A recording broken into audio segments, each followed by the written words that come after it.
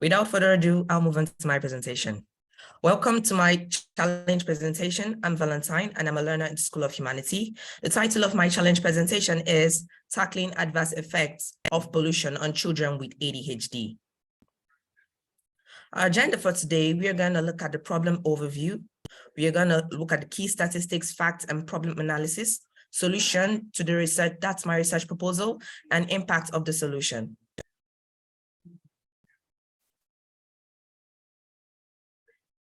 Sub-challenge, negative effect of pollution on children with ADHD. We explore the problem statement, and this you'll look at in a minute. Air pollution as particulate matter negatively affects children's neurodevelopment and physical development, especially those diagnosed with ADHD, leading to lower cognitive test outcomes and health issues. Who is impacted and how? According to the UNICEF report of 2017, the negative effects it impacts on children's health is lack of focus and coordination, could lead to addiction and escalated mental health problems, such as anxiety and ADHD. What are some key statistics? The shocking key statistics I found from the World Health Organization is 93% of children globally under the age of 15 are exposed to the level of ambient fine particulate matter, PM 2.5, which is a really shocking number if you convert that.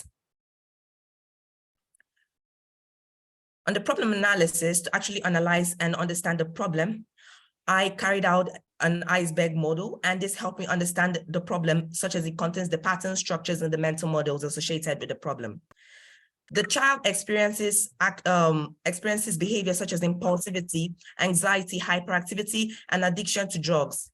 These drugs includes adrenaline, Ritalin, and is a nervous system stimulant that is commonly used to treat ADHD.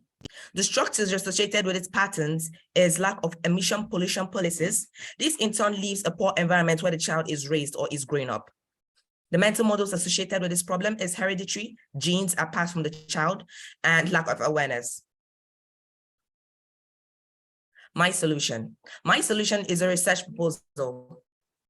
Genetic modifications through CRISPR and DNA technology to improve the academic performance of children with ADHD.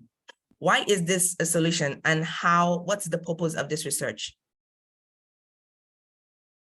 The purpose of this research is to exploring the effect of air pollution on children's neurodevelopment, evaluating existing solutions for tackling ADHD, proposing a solution for tackling ADHD caused by pollution. Who is impacted? What's CRISPR? And now we're going to understand some basic concepts of my solution. CRISPR stands for clustered regularly interspaced short palindromic repeats. And CRISPR is a term often used to refer to new methods used to edit DNA. That is the chemical makeup of all your genes, which is the sum of your unique genome. CRISPR is a really new technology that is really relevant to the field of medicine and the medical field. It is really new and it's really simple to use. It works in three simple basic ways. First of all, the process collects the DNA. That's the first step. The samples of the DNA or the gene that required is collected. The coding of the DNA of the unwanted, that's the syndrome of ADHD, that part is cut out. The replacement of the DNA with the gene that do not contain ADHD. And this is simply how this problem can be solved. What I accomplished in my solution. First, I conducted an interview with a learner in School of Humanity. I did some relevant literature analysis where I learned some basic concepts about my sub-challenge. And I explained my hypothesis to a really good, relevant manner. The solution explained implications and impacts of air pollution, the concepts of ADHD and why it's relevant to be solved. It explained a proposed solution and why it needs funding, its implications, ethical issues and concerns, and the relevance of the solution. It summarized the data collected in an interview on the current drugs used to address ADHD and why it's detrimental. Key skills, concepts, and mindsets I developed by working on the challenge. I developed writing skills, public speaking skills, communication skills, listening skills, and this helped me a lot in the interview because I was able to understand what the learner was trying to pass on to me and the key information and facts she stated. The concept I learned was transgenic mouse models and others as well. But the transgenic mouse model stood out because it already carried out experiments based on genetic modifications and ADHD on a laboratory mouse. And I learned some two basic mindsets, which is the gratitude mindset and the growth mindset.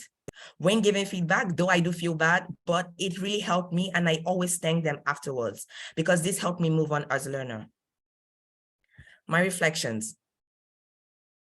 These activities did impact me as a learner because walking through this journey, though I still encountered fears, which was basically writing because I didn't know how to write a research proposal at first, but asking for feedback through facilitators and my peers were really encouraging, and they encouraged me to move on. And most especially, I give my thanks to the principal Wire, who made this event a reality. Imagine a world where you have to breathe clean air and where you do not have to wear face masks. Isn't that going to be amazing? Thank you. And I'll look forward to answering your questions. And if you need a copy of my research proposal, please feel free to put that in the chat.